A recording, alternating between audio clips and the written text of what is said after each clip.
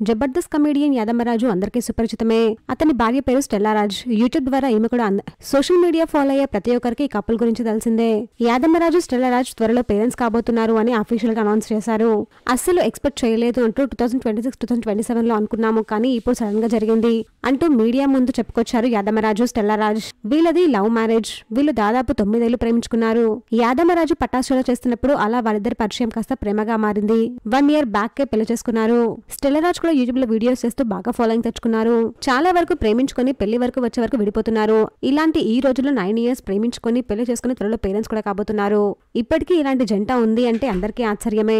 Recent గా Stella Raj అమెరికాకు వెళ్ళినా కూడా మళ్ళీ తిరిగి వచ్చేసారు. దానికి రీజన్ యాదమరాజును చూడకుండా ఉండలేను అని ఎమోషనల్ అవుతూ కూడా చెప్పారు.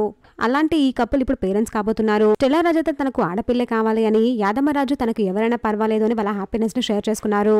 ఇలాంటి రోజు ఇంత తొందరగా వస్తుంది అసలు ఊహించలేదు అని, మేము చాలా హ్యాపీగా ఉన్నాము అని వాళ్ళ హ్యాపీనెస్ ని మీడియా ముందు షేర్ చేసుకున్నారు యాదమరాజు స్టెల్లా రాజ్.